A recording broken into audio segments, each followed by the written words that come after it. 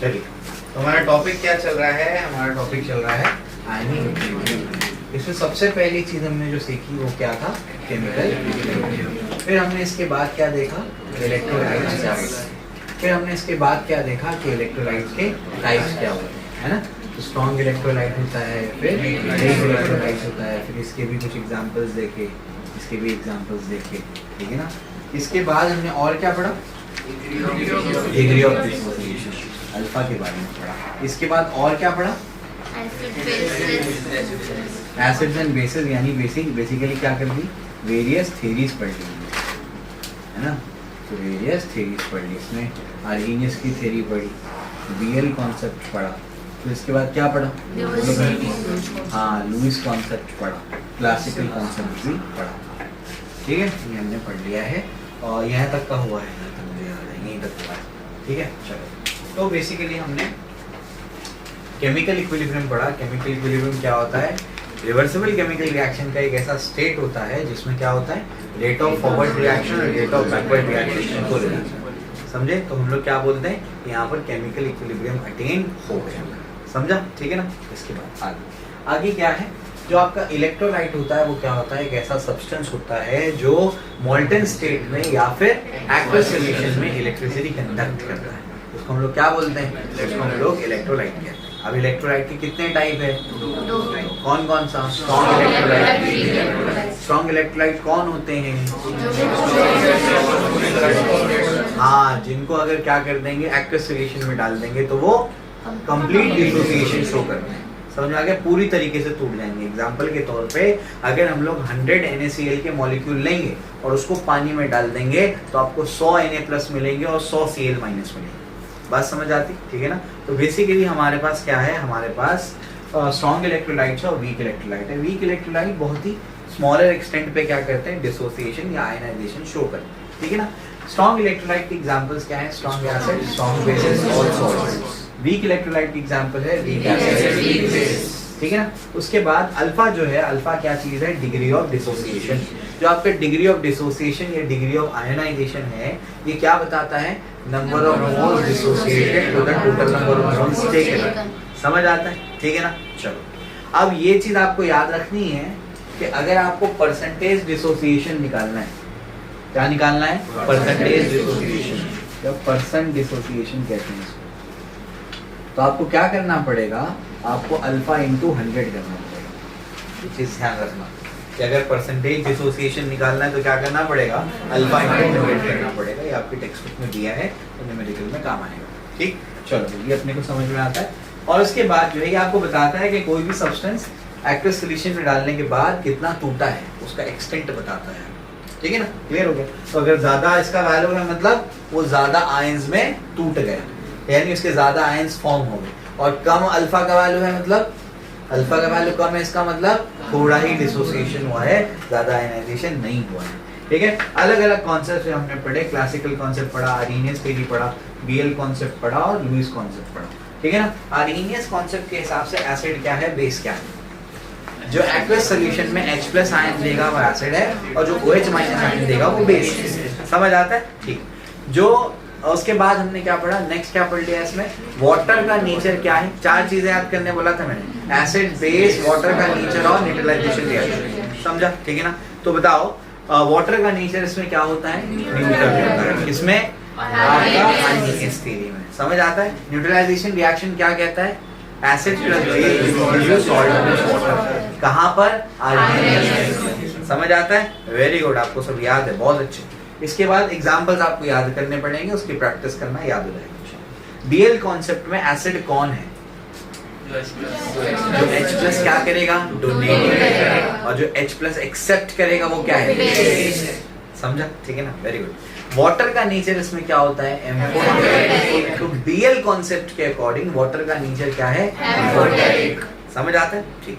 इसके बाद neutralisation reaction क्या होता है? तो होता है acid plus base will give you conjugate acid plus conjugate base. समझे? ठीक है ना? कॉन्जुगेट एसिड कौन होता है?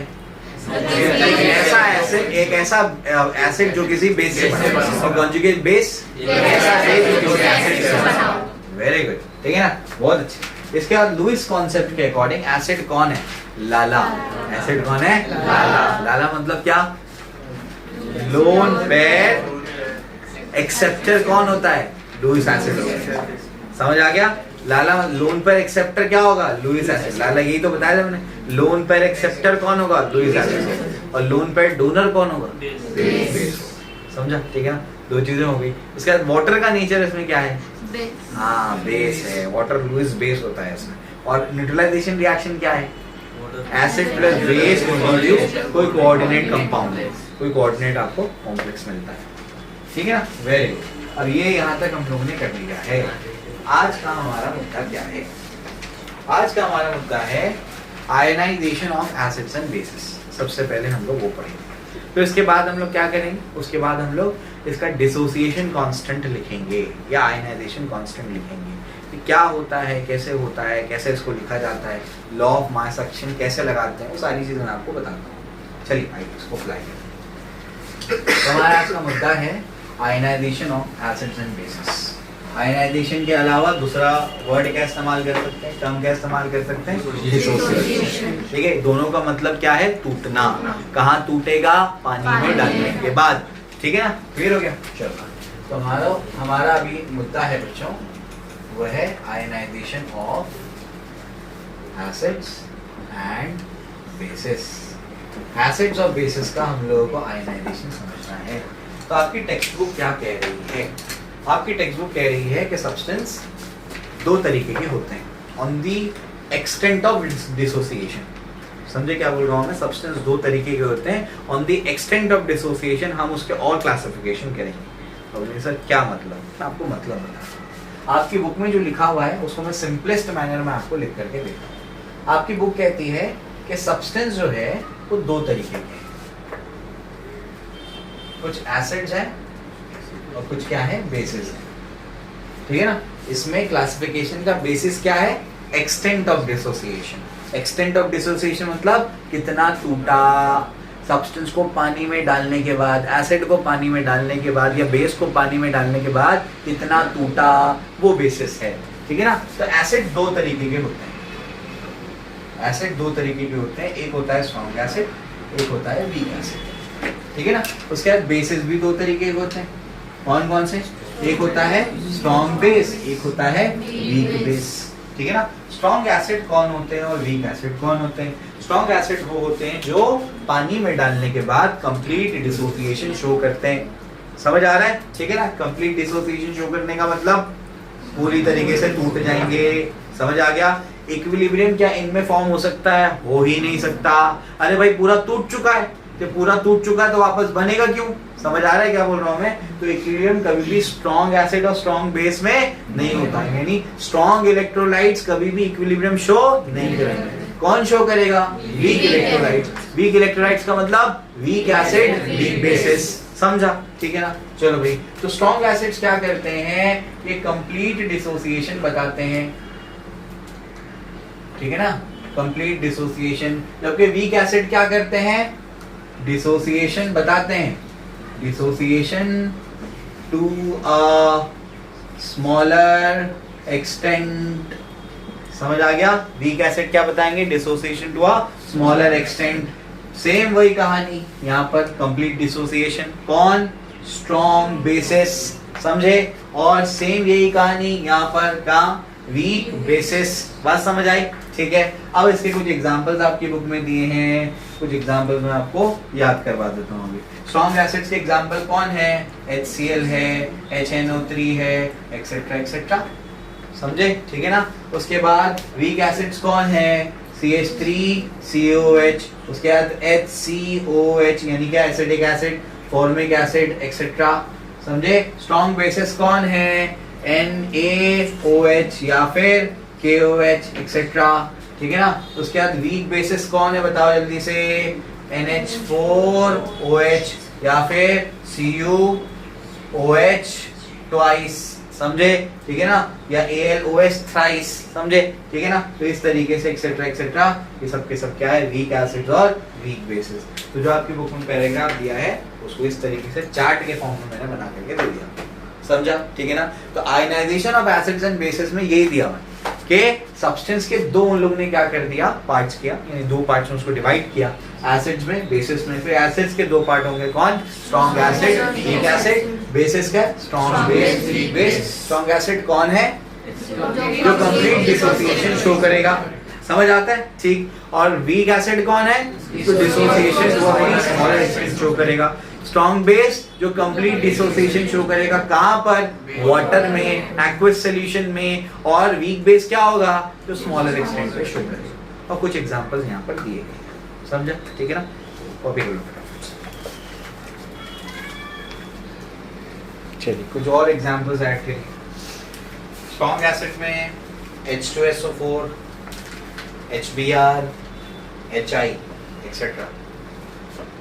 स्ट्रॉन्ग एसिड्स में H2SO4, HBr, HI etcetera. Weak acid में HF, H2S etcetera. HF hydrogen fluoride, H2S etcetera. ठीक है ना? इसके बाद स्ट्रॉन्ग बेसिस में ठीक है, दो ही ठीक है। वीक बेसिस में FeOH twice, FeOH twice, NH4OH लिख दिया, CuOH ट्वाइस लिख दिया। ठीक है? टेक्स्ट बुक में जितने एग्जांपल्स दिए थे मैंने आपको करा दिए, ये बाय हार्ट करने हैं। एटलीस्ट इतने एग्जांपल्स बाय हार्ट कर लेना। ठीक है ना? बाय हार्ट क्यों बोलते हैं? बाय हार्ट कर लेना नहीं होता है, बोलते सुनाओ बच्चे को, बाय हार्ट कर लो। बाय हार्ट थोड़ी होता है, बाय हार्ट होता है। दिल से याद करने पे चीजें नहीं भूली जाती, ये दिल से याद करो, बाय हार्ट करो। ठीक है? अच्छा, तो ये जो है बता दिया। इसके बाद क्या है नेक्स्ट? तो यहाँ तक हम लोगों को समझ में आया। अब पहले मैं आपको थोड़ा सा लॉ ऑफ मास एक्शन समझाता हूँ, या लॉ ऑफ केमिकल इक्विलिब्रियम कह लो आप लोग। केमिकल इक्विलिब्रियम की लॉ, उसमें इक्विलिब्रियम कांस्टेंट कैसे लिखा जाता है तो वो आपको आना चाहिए। ठीक, मैं समझाता हूँ। एक जनरल रिएक्शन मैं लिख देता हूँ यहाँ पर, कोई भी जनरल रिएक्शन इक्विलिब्रियम में, केमिकल हो, आयनिक हो, कुछ भी हो सकता है। AA plus BB give you CC plus DD। इसमें EA स्मॉल जो है वो क्या है? उसके स्टाइकियोमेट्रिक कोएफिशिएंट है। क्या है वो? Stoichiometric coefficient. क्या बता रहे हैं वो? इतना मोल लिया गया A का, इतना मोल लिया गया B का, ये बता रहे हैं। तो अगर मैं ये इक्विलिब्रियम में जो रिएक्शन है, अगर इस प्रकार मैं इक्विलिब्रियम कांस्टेंट लिखना चाहता हूँ तो उसका तरीका क्या है? उसका तरीका है, न्यूमरेटर में आएगा कॉन्सेंट्रेशन ऑफ प्रोडक्ट्स, डिनोमिनेटर में आएगा कॉन्सेंट्रेशन ऑफ रिएक्टेंट्स। समझ रहे? इसको बोलते हैं, क्या लिख रहा हूं मैं? Equilibrium constant. क्या लिख रहा हूं मैं? Equilibrium constant. ठीक है? ये केमिकल इक्विलिब्रियम वाली इक्वेशन है, तो इसको बोलते हैं इक्विलिब्रियम कांस्टेंट। तो लॉ ऑफ केमिकल इक्विलिब्रियम में इक्विलिब्रियम कांस्टेंट लिखने का तरीका क्या है? न्यूमरेटर में क्या आएगा? Concentration of products. डिनोमिनेटर में क्या आएगा? Concentration of reactants. ठीक, अब मैं समझाता हूँ। प्रोडक्ट कौन कौन है हमारा? C और D। तो यहाँ पर मैं लिखूंगा कॉन्सेंट्रेशन ऑफ C, और उसका जो भी है यहाँ पर स्टाइकियोमेट्रिक कोएफिशिएंट उसके पावर में चले जाएगा। समझा? इनटू दूसरा कौन है? D, तो उसके पावर में क्या होगा? Small d। डिनोमिनेटर में क्या होगा? A, पावर में क्या होगा? Small a। B, पावर में क्या होगा? Small b। ऐसे लिखा जाता है। समझ आया? क्लियर हो गया? तो इस तरीके से हम लोग क्या करते हैं? इक्विलिब्रियम कांस्टेंट को लिखते हैं। ये इसका तरीका है। अगर इसको मैं चेंज करके x, y, z और w कर दूं तो बताओ क्या होगा? a के पावर में क्या जाएगा? x, b के पावर में क्या जाएगा? y, c के पावर में z जाएगा और d के पावर में w। समझा? क्लियर हो गया? तो इक्विलिब्रियम कांस्टेंट लिखने का तरीका समझा? क्या तरीका है? कॉन्सेंट्रेशन ऑफ प्रोडक्ट्स कहाँ आएगा? न्यूमरेटर में, और कॉन्सेंट्रेशन ऑफ रिएक्टेंट्स कहाँ आएगा? डिनोमिनेटर में। समझ आ रही बात? ठीक है। अगर आपको ये समझ में आ जाता है तो आगे का पार्ट लिखने में आपको बिल्कुल दिक्कत नहीं होने वाली। तो इतना आसान है, ठीक है ना?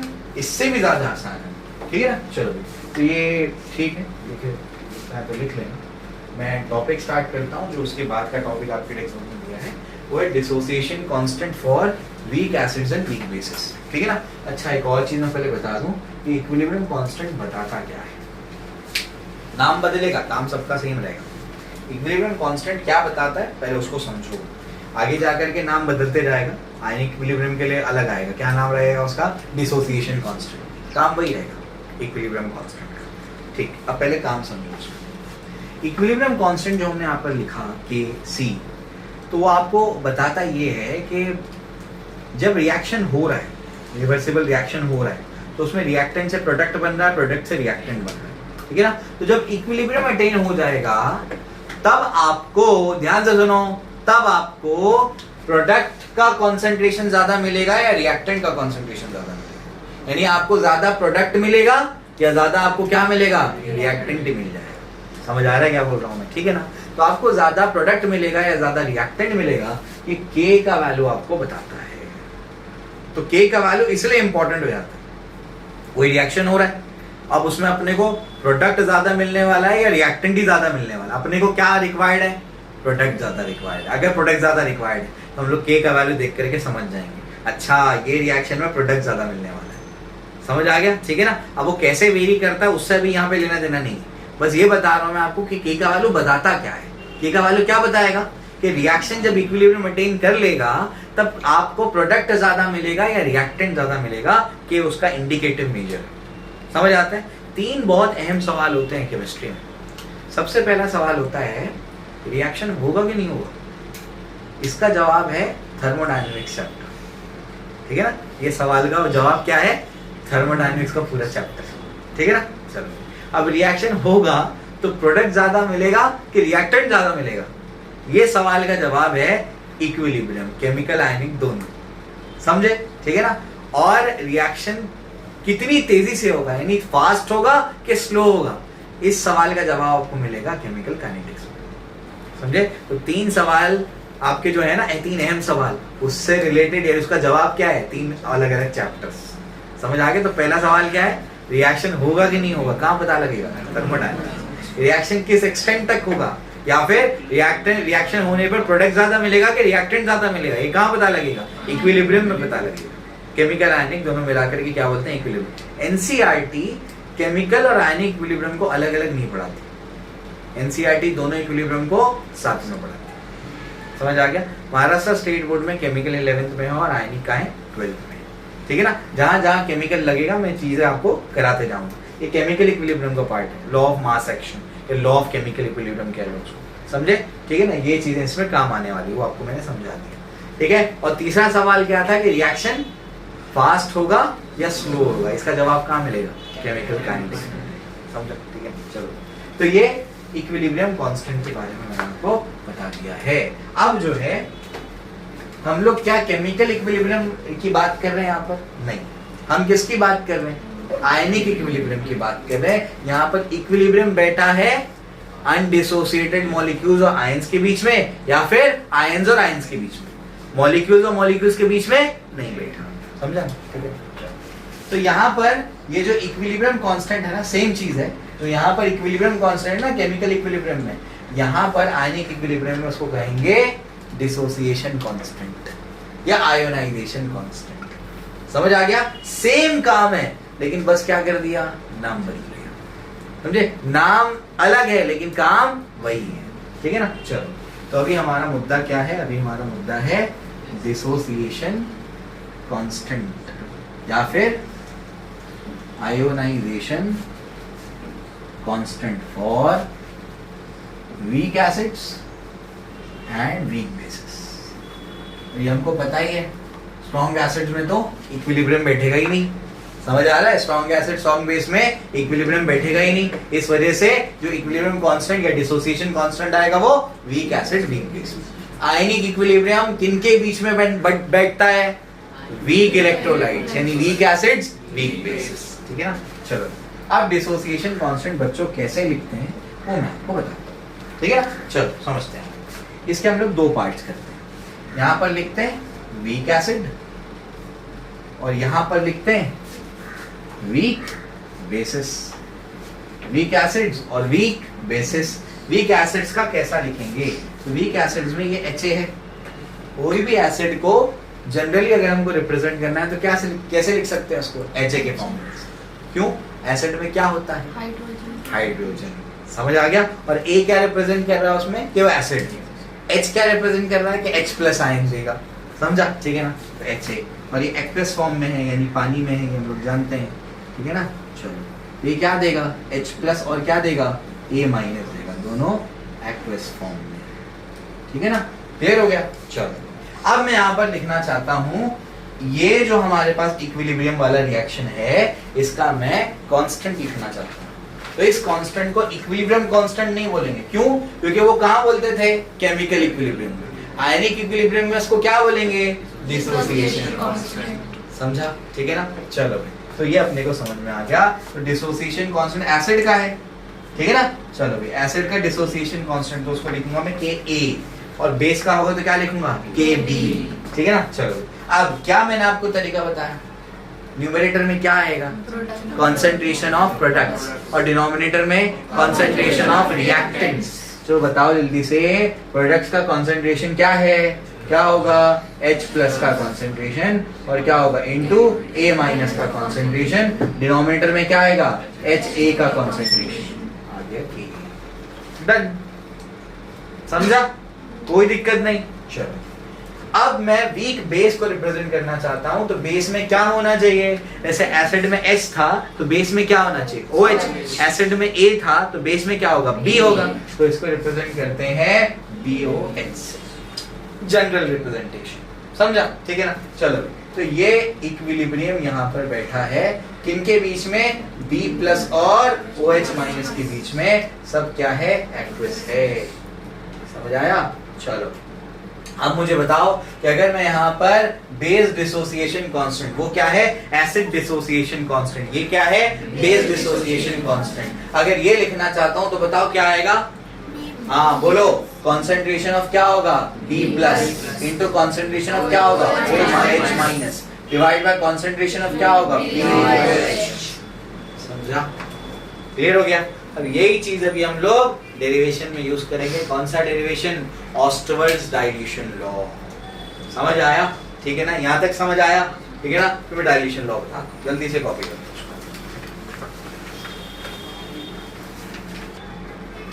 ठीक है बच्चों, तो इसको क्या बोलते हैं? इसको बोलते हैं एसिड डिसोसिएशन कांस्टेंट, और इसको क्या बोलते हैं? Base dissociation constant. लिख करके रख लो वहां पर। नाम बदला है, काम नहीं बदला है, काम वही है। ठीक है ना? इसको बोलते हैं एसिड डिसोसिएशन कांस्टेंट।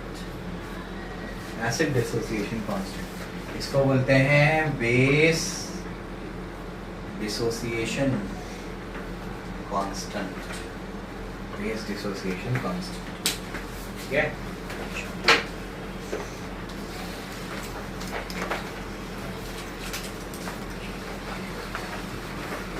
अब इसके बाद जो है नेक्स्ट पार्ट क्या है? अब हम लोगों को पढ़ना है ऑस्टवर्ड्स डाइल्यूशन लॉ। ऑस्टवर्ल्ड का डाइल्यूशन लॉ। ठीक है ना? तो जो कार्टून आता था वो क्या था? वो तो ऑस्टवर्ल्ड था। ठीक है? ये क्या है? ऑस्टवर्ल्ड। अरे ऑस्टवर्ल्ड देखेंगे नहीं तुम लोग कभी? देखे ना? ठीक है? तो ऑस्टवर्ल्ड नहीं, ये क्या है? ऑस्टवर्ल्ड। ठीक है? ऑस्टवर्ड्स डाइल्यूशन लॉ। तो ऑस्टवर्ल्ड का डाइल्यूशन लॉ, तो सबसे पहले तो समझना पड़ेगा कि भाई ये डाइल्यूशन होता क्या है, डाइल्यूशन किसको बोलते हैं। ठीक है ना? तो पहले इसको समझते हैं कि डाइल्यूशन क्या होता है। डाइल्यूशन का मतलब ये होता है कि एडिशन ऑफ सॉल्वेंट। क्या मतलब होता है?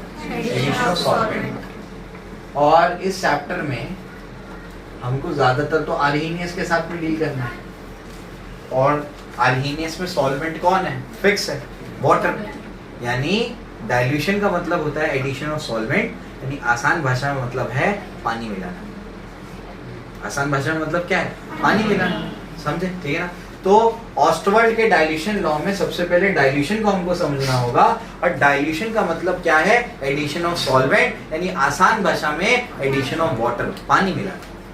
समझ आया? ठीक है ना। दूध में जब हम लोग पानी मिलाएंगे तो वो क्या बन जाएगा? डाइल्यूट हो जाएगा। समझ आ गया? तो वो भी क्या है? डाइल्यूशन है। बात समझ आती? ठीक है ना। तो बेसिकली यहाँ पर डाइल्यूशन का मतलब क्या होता है? Addition of solvent. आसान भाषा में क्या है?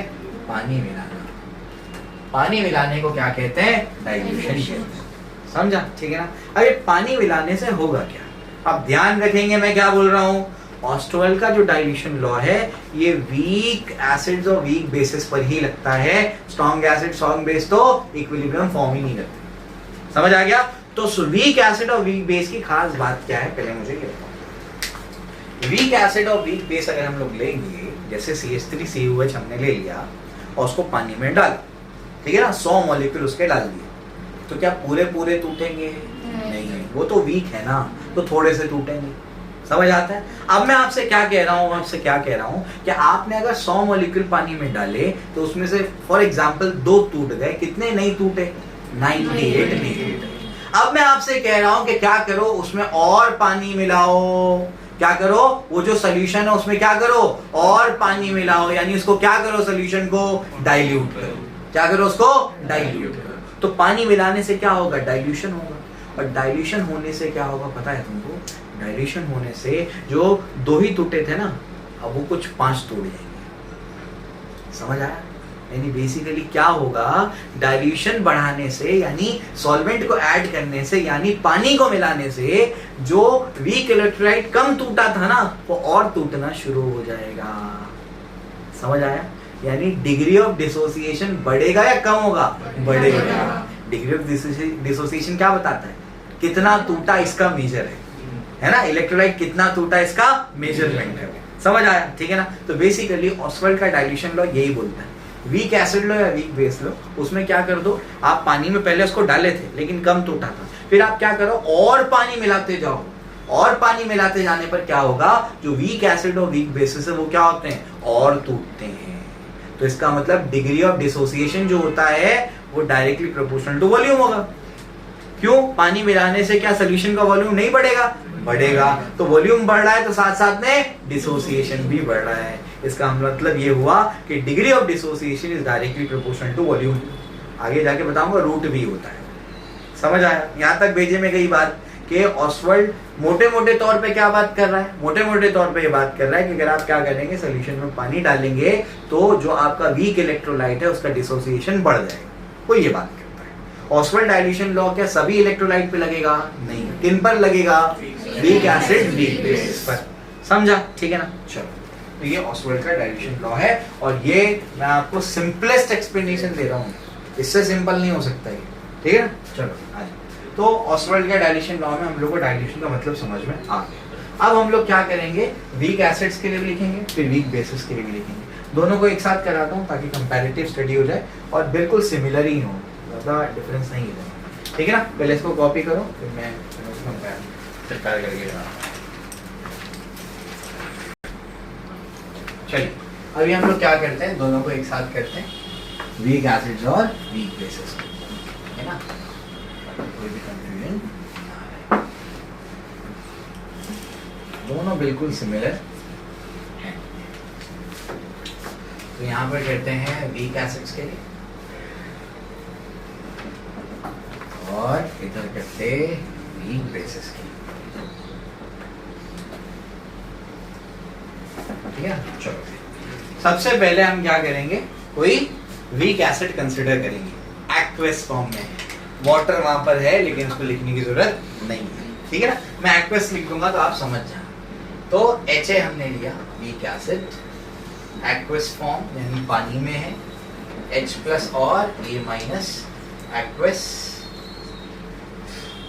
ये भी एक्वस। ठीक। अब अगर मैं आपसे कहता हूं कि क्या करें, हम लोग इसका डिसोसिएशन कांस्टेंट लिखें, क्या उसको आगे लिखते हैं? पहले हम लोग क्या करते हैं? पहले हम लोग ये मैं आपको बताता हूं, जैसे आपकी बुक में दिया, ये नजर आ रहा है? नहीं दिख रहा?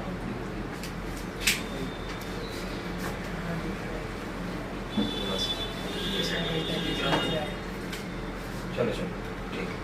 वीक एसिड्स तो HA हमने लिया, इसको तोड़ दिया एक्वस फॉर्म में, ये क्या बनेगा h प्लस और क्या बनेगा a माइनस, दोनों क्या है एक्वस फॉर्म में, ठीक है ना। t इज इक्वल टू 0 पे बिल्कुल शुरू में, ध्यान से सुनो, बिल्कुल शुरू में, बिल्कुल शुरुआत में क्या था, इसका हमने एक मोल लिया। किसका एक मोल लिया? HA का। HA कौन है? एसिड। तो एसिड का एक मोल लिया। बिल्कुल शुरू में क्या प्रोडक्ट बने होंगे? नहीं बने होंगे ना, अभी तो टूटा ही नहीं है, समझ, बिल्कुल स्टार्ट है ये। तो ये क्या है 0, ये क्या है 0, समझ आया, ठीक है ना। चलो अब कुछ टाइम बीत गया, कुछ टाइम बीतने के बाद क्या हो गया, यहाँ पर इक्विलिब्रियम अटेन हो गया। ये टूटा, ये टूट करके फिर ये बने, फिर होते होते होते क्या हो गया, इक्विलिब्रियम अटेन हो गया। तो T is equals to T equilibrium पर, T is equals to T equilibrium पर, मतलब जब जिस टाइम पे इक्विलिब्रियम आ गया उस टाइम पे इसमें से कुछ टूट गया। अब इसमें से कुछ टूटेगा तो उसमें से कुछ बनेगा। अब समझो जरा मैं क्या बोल रहा हूं, कितना टूटा है अब आपको वो देखना पड़ेगा। समझो बुक में कैसा दिया है, अल्फा क्या है, डिग्री ऑफ डिसोसिएशन, ठीक है ना। अल्फा क्या है, डिग्री ऑफ डिसोसिएशन, ठीक है ना। ये उसका फॉर्मूला बताओ जरा, नंबर ऑफ मोल्स डिसोसिएटेड, कितने मोल्स टूट गए, divided by number of moles taken, number of moles taken, समझ आया, ठीक। तो न्यूमरेटर आपको क्या बता रहा है, नंबर ऑफ मोल्स डिसोसिएटेड, क्या बता रहा है numerator, number of moles dissociated divided by number of moles taken. कितने मोल लिए थे, कितने मोल लिए थे, अरे HA के कितने मोल लिए थे, HA की बात हो रही, कितने मोल लिए थे, 1, ये हो जाएगा 1। तो मुझे बताओ कितने मोल डिसोसिएट हो गए, अपॉन 1 मतलब क्या, कुछ मतलब थोड़ी बता। तो कितने मोल डिसोसिएट हुए, अल्फा, समझ आ गया, कितने मोल टूट गए, अल्फा, समझा, ठीक है ना। तो यहां पर 1 था, 1 में से कितना टूटा, अल्फा टूटा, तो कितना बचा, 1 माइनस अल्फा, ये तो बचेगा। समझ आ रहा है क्या बोल रहा हूं मैं, कितना था शुरुआत में 100, समझे, अब टूट गए 20, तो बचे कितने 80, तो 80 को 100 माइनस 20 भी तो लिख सकते हैं ना, समझे, वही तो लिखा है मैंने, समझ आया, ठीक है ना। तो कितना लिया गया था, 1 मोल, कितना टूट गया, अल्फा, लॉजिक समझा, 1 मोल लिया गया था, तो उसको हटा दिया मैंने, तो कितने डिसोसिएट हुए, अल्फा, तो अल्फा टूट गया, तो बचा कितना, 1 माइनस अल्फा, समझा, ठीक है ना। अब यहां पर अगर अल्फा टूटेगा तो यहां पर कितना बनेगा, अल्फा ही बनेगा, ये भी अल्फा ही बनेगा। बोलेंगे सर ये कैसा, मैं आपको समझाता हूँ, ध्यान से देखिए। अगर ये यहाँ पर ये ऐसा जो भी है, यहाँ पर अगर 2H प्लस होता और ये 3A माइनस होता, तो यहाँ पर मैं क्या लिखता, 2 अल्फा और 3 अल्फा, क्योंकि इसका जब एक मोल टूटता है तो उसके कितने बनते हैं, H प्लस के 2 मोल बनते हैं और A माइनस के 3 मोल बनते हैं। तो मैं यहाँ पर क्या लिखता, यहाँ पर लिखता 2 अल्फा और यहाँ क्या लिखता, 3 अल्फा, समझा। अगर ये ऐसा होता, ये 1 होता, अगर ये 1 होता और यहाँ पर होता 5H प्लस और यहाँ पर होता कुछ समझ लो 19A माइनस, ऐसा कुछ होता, तो अब बताओ मैं यहाँ क्या लिखता, हाँ क्या लिखता मैं, 5 अल्फा और क्या होगा 19, मतलब इसका जब एक मोल टूटेगा तो H के कितने बनेंगे, 5 बनेंगे और A के 19 बनेंगे, समझ आता है, ठीक है ना। इसका टूटा है, अब इक्वेशन क्या है, अब अगर आप गौर से देखेंगे तो यहाँ पर है क्या, यहाँ भी 1, यहाँ भी 1, यानी इसका जब एक मोल टूटेगा तो इसका एक मोल बनेगा और इसका भी एक मोल ही बनेगा, ये भी सिचुएशन है। तो यहाँ पर अगर अल्फा टूटा है तो ये कितना बनेगा, 1 अल्फा, और ये भी क्या बनेगा, वही लिखा है मैंने, अल्फा और अल्फा। अब समझ आया, ऐसे लिखा है ये स्टेप, क्लियर हो गई बात, कोई दिक्कत नहीं। चलो तो ये अपने को समझ में आया कि जब ये बचा कितना, ये टूटा कितना, अल्फा, तो वो बनेगा कितना, अल्फा, ये भी कितना बनेगा, अल्फा, समझे, ठीक है ना।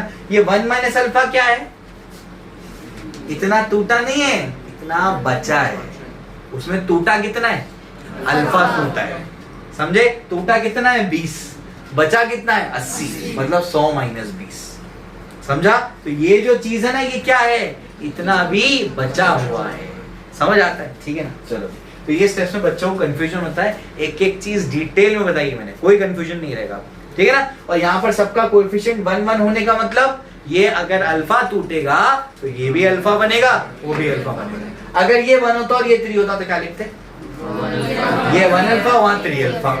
समझा? क्लियर हो गया? ऐसे लिखते, ठीक है ना। चलो ये भी आपको समझा दिया मैंने, ये बुक में आपको मिलने वाला नहीं है, ठीक है ना। चलो इसके बाद जो है मुझे जगह चाहिए, इसको हटा दो।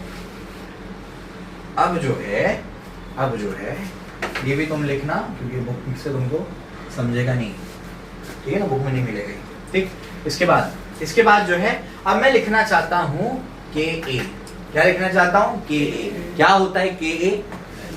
Acid dissociation constant. समझा? ठीक है ना। जैसे वहां पर क्या लिखते थे? Equilibrium constant. उसका तरीका भी मैंने बताया। क्या तरीका है? Concentration of products divide by concentration. Concentration of products कौन है? ये है H plus into a concentration of A minus divided by concentration of क्या होगा? HA। समझ आता है? ये जो कॉन्सेंट्रेशन है ना बच्चों, ये जो कॉन्सेंट्रेशन है, ये कॉन्सेंट्रेशन का मतलब होता है number of moles per unit volume. Concentration का मतलब यहाँ पर क्या लिया गया? मोलैरिटी है। क्या है वो? मोलैरिटी, ठीक है ना। इतना याद रखना है आप लोगों को कि कॉन्सेंट्रेशन जो यहाँ पर है, जो कॉन्सेंट्रेशन हम लोग ने लिया है, ये जो ऐसे स्क्वायर ब्रैकेट्स में लिखते हैं ना, इसका मतलब क्या होता है? उसका कॉन्सेंट्रेशन। क्या है इसका? कॉन्सेंट्रेशन। और यहाँ पर जो कॉन्सेंट्रेशन लिया गया है ना, उसका फॉर्मूला क्या है? उसका फॉर्मूला है मोलैरिटी है वो सब, number of moles per unit volume in litre. ठीक है, आसान भाषा में number of moles per unit volume. ठीक है, क्लियर हो गया। तो कॉन्सेंट्रेशन क्या है यहाँ पर? Number of moles per unit volume. सबको समझा? कोई दिक्कत नहीं, एकदम इजी है। चलो ये अपने को समझ में आता है। अब जो है मैं बात कर रहा हूं, ध्यान से देखो, मैं बात कर रहा हूं एट इक्विलिब्रियम। मैं कब बात कर रहा हूं? At equilibrium. इसको बंद दे देंगे, इसको बंद दे देंगे। इक्विलिब्रियम पे अगर मुझे कॉन्सेंट्रेशन ऑफ HA लिखना है, इक्विलिब्रियम पे जब इक्विलिब्रियम आ गया, ये टाइम पे इक्विलिब्रियम आ गया, अब मुझे क्या लिखना है? HA का कॉन्सेंट्रेशन लिखना है। कॉन्सेंट्रेशन का फॉर्मूला क्या है? Number of moles per unit volume, molarity है। तो इक्विलिब्रियम पे जब ये इक्विलिब्रियम है तो HA का कॉन्सेंट्रेशन कितना है? 1 माइनस अल्फा, यानी नंबर ऑफ मोल्स कितने हैं? Sorry 1 minus alpha divide by volume कितना है? V। कितना वॉल्यूम है? V volume. बात समझ आती? ठीक। अगर मैं आपसे कहूं कि कॉन्सेंट्रेशन ऑफ H प्लस बताओ, कब? इक्विलिब्रियम पे, तो कॉन्सेंट्रेशन का फॉर्मूला क्या है? Number of moles divide by volume. कितने मोल्स है H प्लस के इक्विलिब्रियम पे? अल्फा। वॉल्यूम कितना है? वही है ना, उसी कंटेनर में हो, तो वॉल्यूम तो उसका V ही होगा। समझे ना? ठीक। इसके बाद अगर मैं आपसे कहूं कि कॉन्सेंट्रेशन ऑफ A माइनस बताओ, A माइनस का कॉन्सेंट्रेशन क्या होगा? A माइनस का कॉन्सेंट्रेशन क्या होगा? जल्दी बोलो। अरे कॉन्सेंट्रेशन का फॉर्मूला क्या है? नंबर ऑफ मोल्स कितने A माइनस के? अल्फा। वॉल्यूम कितना है? V। सबका वॉल्यूम V कैसे है? क्योंकि सबके सब क्या है? एक ही कंटेनर में है। इसी में HA है, इसी में H प्लस भी है, और इसी में क्या है? A माइनस भी है। तो सबके सबका वॉल्यूम तो सेम है, इस वजह से सबका वॉल्यूम वही है। समझा? ठीक है ना? ऐसा है। तो अपने को क्या मिल गया ना? अपने को देखो HA का कॉन्सेंट्रेशन मिल गया, H प्लस का कॉन्सेंट्रेशन मिल गया, और A माइनस का कॉन्सेंट्रेशन मिल गया। अब ये तीनों वैल्यूज को मैं क्या करूंगा? वन में सब्स्टिट्यूट करूंगा। समझा? ठीक है ना? तो ये 2 अपने को जो मिला है, इसको हम लोग क्या कर देंगे? वन में सब्स्टिट्यूट कर देंगे। कॉपी करो।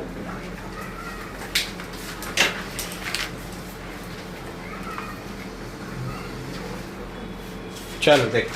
अच्छा, ये तो T is equals to equilibrium पे लिखा मैंने, T इक्विलिब्रियम पे ये केसेस लिखे।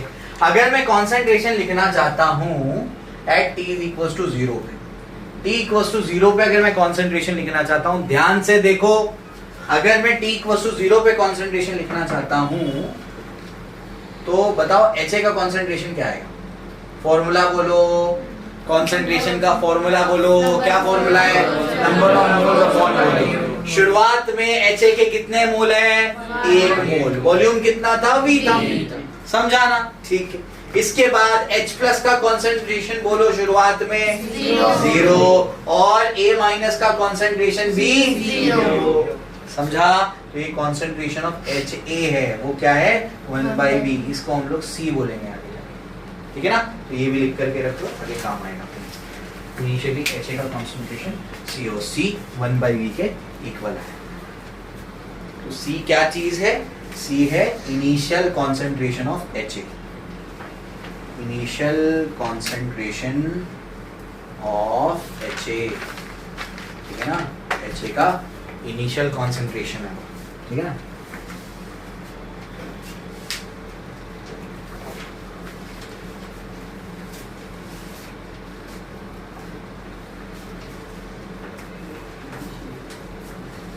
ठीक है, चलो आ जाओ।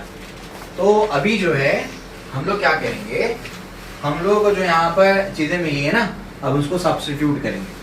आ जाओ, कैसे क्या हमको क्या क्या मिला है? हमको मिला है इक्विलिब्रियम पे इसका कॉन्सेंट्रेशन, H+ का कॉन्सेंट्रेशन और A- का कॉन्सेंट्रेशन। तो ये तो कब लिखा जाता है? जब इक्विलिब्रियम अटेन कर गया तभी लिखा जाता है। तो ये चीजें मैं यहाँ पर सब्स्टिट्यूट कर सकता हूँ, समझे? ठीक है ना? क्योंकि ये भी इक्विलिब्रियम पे है और ये लिखा कब जाता है? जब इक्विलिब्रियम अटेन हो गया, समझा ना? ठीक है, चलो। तो देयरफॉर क्या होगा, पुटिंग 2 in 1, 2 को 1 में सब्स्टिट्यूट करेंगे तो K क्या मिलेगा बताओ? H+ का कॉन्सेंट्रेशन बच्चों क्या है? α/V। उसके बाद A- का कॉन्सेंट्रेशन α/V डिवाइडेड बाय, बताओ जल्दी से, HA का कॉन्सेंट्रेशन क्या है? 1 - α/V। समझा? ठीक है ना? ये V एक V कैंसिल हो गया, क्या बच गया? बच गया आपके पास α²/V डिवाइडेड बाय 1 - α। समझा? ठीक है ना? अब बताओ ये दोनों देखो साथ में, तो बताओ क्या होगा? ये इसको पुश करेगा और V इसके साथ में मल्टीप्लाई हो जाएगा, तो α² डिवाइड बाय V इंटू 1 - α। यहां तक समझा? कोई दिक्कत नहीं? चलो, तो देयरफॉर एसिड डिसोसिएशन कांस्टेंट क्या मिला? α² अपॉन V इंटू 1 - α। अभी ध्यान से सुनो मैं क्या बोल रहा हूं, ध्यान से सुनो। हमने यहाँ पर जो इलेक्ट्रोलाइट लिया है वो वीक है कि स्ट्रॉन्ग है? वीक है। चाहे वो स्ट्रॉन्ग एसिड हो, अभी तो स्ट्रॉन्ग एसिड की बात कर रहे हैं, स्ट्रॉन्ग बेस भी हो तो क्या लेंगे? वीक लेंगे। वीक जो आपका एसिड या बेस होता है उसका अल्फा का value very very very less than 1 होता है, बताया था मैंने। अल्फा क्या होगा? Very very less than 1। और स्ट्रॉन्ग के लिए अल्फा इक्वल्स टू 1। अरे क्या होता है अल्फा? कितना टूटा डिवाइड बाय कितना लिया। तो अल्फा स्ट्रॉन्ग इलेक्ट्रोलाइट के केस में क्या होगा? पूरा टूटा डिवाइड बाय जितना लिया।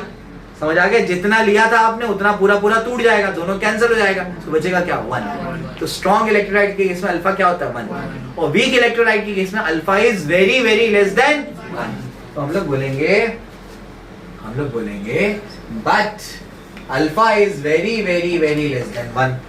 अब ये इतना छोटा है 0.00000001। तो अगर 1 में से 0.00000001 को माइनस भी कर दूंगा तो 1 पे कोई फर्क पड़ेगा? कोई फर्क नहीं पड़ेगा। समझ आ रहा है क्या बोल रहा हूं मैं? कि अल्फा बहुत छोटा है 1 से, तो अगर यहां पर 1 में से अल्फा निकाल देंगे तो 1 पे कोई फर्क पड़ने वाला नहीं है। तो this implies alpha can be neglected in comparison या as compared to 1। समझे? अगर हम लोग 1 से कंपेयर करेंगे अल्फा को तो अल्फा को निग्लेक्ट किया जा सकता है, क्योंकि 1 में से इतना छोटा माइनस करेंगे तो कोई फर्क नहीं पड़ेगा ना 1 पे। तो देयरफॉर Ka क्या होगा? Ka होगा α²/V और 1 - अल्फा तो क्या होगा? 1 होगा। समझा? ठीक है ना? तो आपको यहां पर क्या मिला? α²/V। तो अगर आप गौर से देखेंगे तो α² क्या मिलेगा? Ka इंटू V, ये इधर चले जाएगा। V क्या है? Volume of the solution. तो मुझे बताओ अल्फा क्या मिलेगा? √K into V। समझ आ गया? अब K तो कांस्टेंट है, ध्यान रखना। इक्विलिब्रियम कांस्टेंट हो, एसिड डिसोसिएशन कांस्टेंट हो, बेस डिसोसिएशन कांस्टेंट हो, आपका सॉल्युबिलिटी प्रोडक्ट का कांस्टेंट हो, या आपका आयनिक वाला वाटर का जो कांस्टेंट हो, कोई भी कांस्टेंट हो, ये सिर्फ टेम्परेचर के बदलने से बदलता है। टेम्परेचर बदल रहा है यहाँ पर? नहीं, हमने नहीं बोला टेम्परेचर बदल रहा है, टेम्परेचर यहाँ पर नहीं बदल रहा है, ये हमने कंसिडर किया है। तो अगर टेम्परेचर नहीं बदल रहा मतलब के क्या है? कांस्टेंट। मतलब के को बदलने की शक्ति सिर्फ किसके पास है? टेम्परेचर के पास। समझ आता है? अगर टेम्परेचर नहीं चेंज हो रहा तो कांस्टेंट चेंज नहीं होगा, तो यहाँ पर टेम्परेचर चेंज नहीं हो रहा, तो ये कांस्टेंट हो गया। अगर ये कांस्टेंट होगा तो alpha is directly proportional to क्या हो जाएगा? Root V. यही तो बताया ना तुमको। पानी मिलाते जाओ, पानी मिलाते जाओ, डाइल्यूशन होते जाएगा, पानी मिलाने से वॉल्यूम बढ़ेगा, वॉल्यूम बढ़ने से अल्फा बढ़ेगा, अल्फा बढ़ेगा मतलब इलेक्ट्रोलाइट, वीक इलेक्ट्रोलाइट ज्यादा टूटेगा, चाहे वो एसिड हो या बेस हो। ये तो एसिड के लिए कर लिया, अब किसके लिए करना है? बेस। समझा? अभी कहानी खत्म नहीं हुई है, एक स्टेप बाकी है। ये सबको समझा? फॉर्मूला समझा? क्लियर हो गया? डेरिवेशन इंपॉर्टेंट है बोर्ड एग्जाम के लिए, एंट्रेंस के लिए भी सवाल कराऊंगा अभी। देखो चलो, अब जो है इसके बाद ये देखो मैं क्या कह रहा हूं। एक चीज मैंने भी आपको लिखाई थी, T इक्वल टू 0 पे। क्या लिखाया था मैंने T इक्वल टू 0 पे? बताओ। HA का कॉन्सेंट्रेशन क्या है? 1/V, ठीक है ना? और H प्लस A का कॉन्सेंट्रेशन तो 0 है शुरुआत में, सही है। यहां पर देखो साहब, K जो अपने पास आया वो क्या आया? Alpha square divide by V आया। 1 माइनस अल्फा तो 1 हो गया, ये लिख रहा हूं मैं। K क्या मिला अपने को? Alpha square divide by V मिला, ठीक है ना? ये जरा देखो, ये अल्फा स्क्वायर इनटू, क्या मैं इसको 1/V लिख सकता हूं? यहां से लिख सकते 1/V। ये जो आपका 1/V है ये क्या होता है? ये तो C होता है, इनिशियल कॉन्सेंट्रेशन ऑफ HA। ये तो यही होता है ना, 1/V क्या होता है? C के बराबर होता है। तो देयरफॉर Ka क्या मिलेगा आपको? अल्फा स्क्वायर C मिलेगा। समझा? K क्या मिलेगा? अल्फा स्क्वायर C मिलेगा। तो अल्फा स्क्वायर क्या मिलेगा? Ka/C मिलेगा। तो अल्फा क्या मिलेगा? बोलो, अल्फा क्या मिलेगा? अंडर रूट ऑफ Ka/C मिलेगा। क्या टेम्परेचर बदल रहा है? नहीं। तो क्या K कांस्टेंट है? हाँ। तो हम लोग बोलेंगे therefore alpha is inversely proportional to under root of C। समझे? Alpha is inversely proportional to concentration of HA का कॉन्सेंट्रेशन जितना ज्यादा लोगे डिसोसिएशन उतना कम होगा। समझ आया? तो इसका कॉन्सेंट्रेशन क्या करना है? अगर डिसोसिएशन ज्यादा करवाना है तो HA का कॉन्सेंट्रेशन कम करना पड़ेगा। कौन सा कॉन्सेंट्रेशन? Initial concentration. ये तो दिखाया था, C क्या है? Initial concentration. तो शुरुआत में उसके नंबर और मोल्स पर यूनिट वॉल्यूम अगर कम लेंगे तो मतलब कॉन्सेंट्रेशन कम लेंगे तो उसका डिसोसिएशन ज्यादा होगा। समझा? ठीक है ना? तो दो इंपॉर्टेंट रिजल्ट निकल करके आए कि alpha is directly proportional to root V. Root V is the volume of the solution. Solution का वॉल्यूम जितना ज्यादा, अल्फा उतना ज्यादा, वीक इलेक्ट्रोलाइट उतना ज्यादा टूटेगा। यानी पानी मिलाने से क्या होगा? डाइल्यूशन होगा, और डाइल्यूशन से क्या होगा? डिग्री ऑफ डिसोसिएशन बढ़ेगा, मतलब वीक इलेक्ट्रोलाइट ज्यादा टूटेगा। समझा? क्लियर हो गया? एकदम क्रिस्टल क्लियर है, कोई डाउट नहीं है इसमें, ठीक है। और कॉन्सेंट्रेशन से कैसा है वो? Inversely proportional. समझे? क्लियर हो गया? अभी ऐसे अपने को किसके लिए करना है? बेस। पूरी प्रैक्टिस हो जाएगी इसकी, ठीक है ना? क्लियर हो गया? जल्दी से कॉपी करो। चलो अभी जो है हम लोग बेस के लिए करें, ठीक है। अगर आप समझ गए हैं तो आप खुद से भी ट्राई कर सकते हैं बेस। वीक बेसिस के लिए हम लोग ऑक्सफोर्ड का डाइल्यूशन लॉ।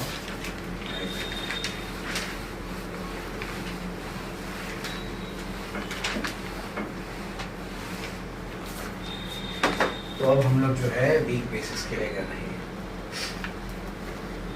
वीक बेसिस में रिएक्शन क्या लिखेंगे? BOH एक्वस होगा B प्लस और OH माइनस, ठीक है। चलो आगे कहानी क्या होगी? इसके बाद T इज इक्वल टू 0 पे इसको कितना लेंगे? 1। ये दोनों क्या होंगे? 0 0।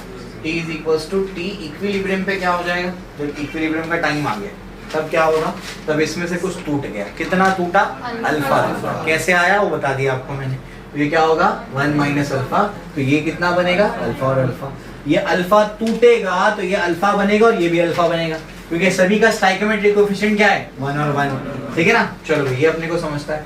इसके बाद क्या किया था बताओ, इसके बाद क्या लिखा था हमने, के लिख दिया था, के लिख दिया था, आओ के क्या होगा बताओ, के बी आएगा, क्या आएगा के बी, क्यों, बेस डिसोसिएशन कांस्टेंट, बेस है ना ये। चलो सेम वही कहानी है, बोलो क्या होगा, होगा BH का कंसंट्रेशन इनटू OH माइनस का कंसंट्रेशन डिवाइड बाय क्या होगा BOH का कंसंट्रेशन, समझे, ठीक है ना।